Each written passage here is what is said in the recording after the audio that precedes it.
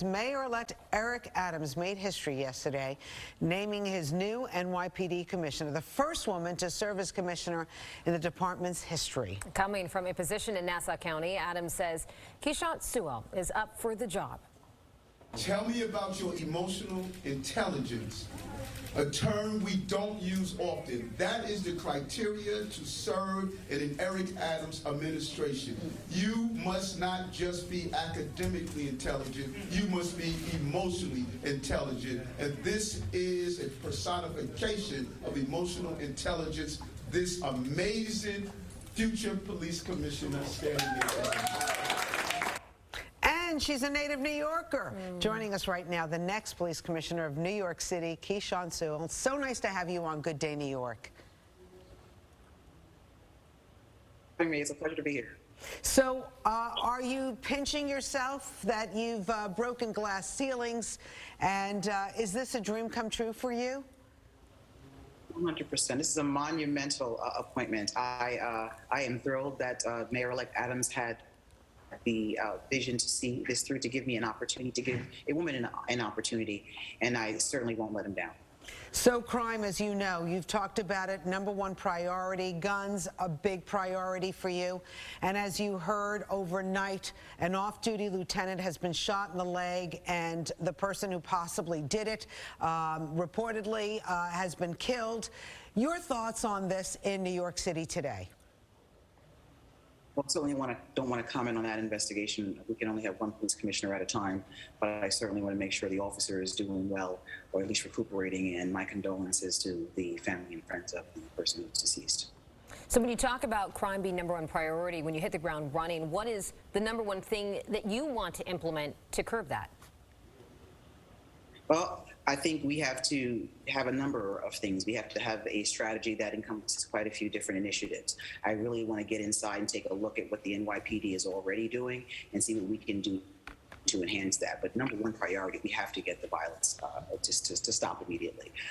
We hope to do that with a number of different things, and I'm anxious to get started to take a look at what the NYPD is already doing. I have my own ideas because I had the opportunity to do a lot of investigations involving gangs and guns and drugs, and I think I can bring that to the table, and we can kind of meld those together to be able to come up with a pretty good strategy. And something a bit more personal, I know you had a very important person in your life, your mentor, a retired NYPD detective, John Pierce, who you called Pop Pop.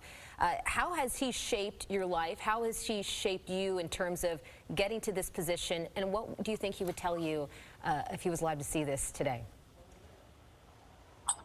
I wish he were alive to see it. He actually believed in me from the very beginning. He taught me service. He taught me humility. He taught me commitment. There wasn't a step I took that I didn't call on him before I took it. I miss him terribly. I think he would be very proud. And I just, again, I wish he were here to see it. But I think I am making him proud. And I hope he's watching. So let's talk about striking a balance between the community and lawlessness. Police department and the community, the black and brown community. How have you figured this out, or have you figured this out yet? I think we have to talk to the community.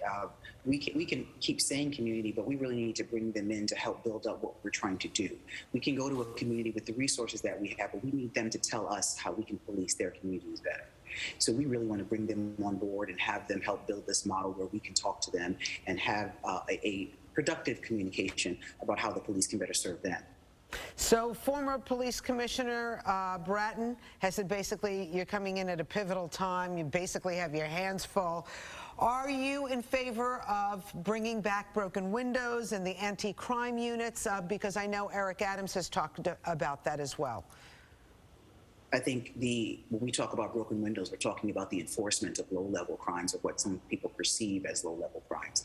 I think you have to do that in a balance. You have to be able to enforce those crimes when it's appropriate, but you also have to look at the societal needs that these crimes bring about. what is the person who's shoplifting? What is their situation? What are these society problems that we can address with social services or mental health services? So I do think that we can bring back the anti-crime units to address other concerns, gun violence, gang violence, things of that nature. But you have to have a training aspect to that. You have to have the community assist with that so we can make sure we get all the pieces in place to be successful. Well, what do you think about people who were repeat offenders? For example, yesterday I was talking to the police commissioner, Shea, and he talked about this pickpocket at the Rockefeller Christmas tree.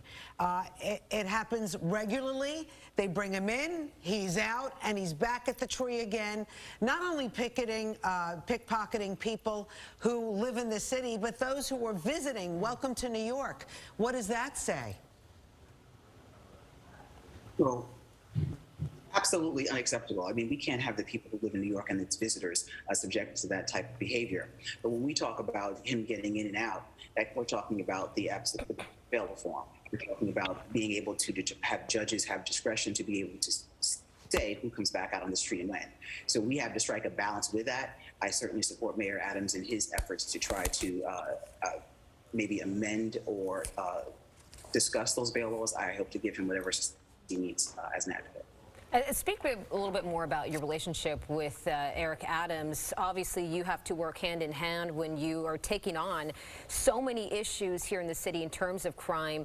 Where do you guys really connect with in terms of like, hey, this is what we're going to get done first, and maybe talk about some of the things that maybe you guys share a different opinion on? You know, we have a shared vision, and I think as we got to speak at length, we were able to say, number one, is our issue is violence. And I can keep saying that over and over again, but if a community doesn't feel safe, we can't start. That and community relations. We certainly want to make sure that the communities feel that they have a connection with the police department. The police are the community. Policing is about people. We want to make sure that we feel that everyone feels as though they have a voice in the way we police them. So that's where we share our vision. I can't say we have too many differences at this point. I'm not saying that may not happen, but I certainly have a great dialogue with the mayor-elect, and I hope that continues. Wondering where you stand on these injection sites where people can go and basically inject legally with the hopes of not overdosing. As you may know, Reverend Sharpton protested, I think it was last weekend. He does not want it in his community. Where do you stand on that?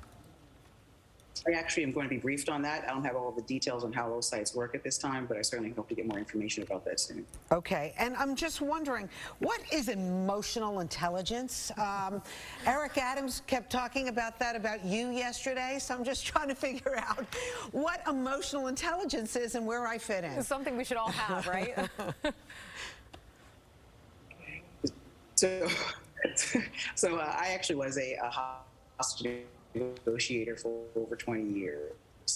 And when we talk about emotional intelligence, really being able to emotion label and find out what the emotional tone is of the situation. So being able to not be hurt and to be able to connect with that feeling in order to have a bond or be able to build rapport.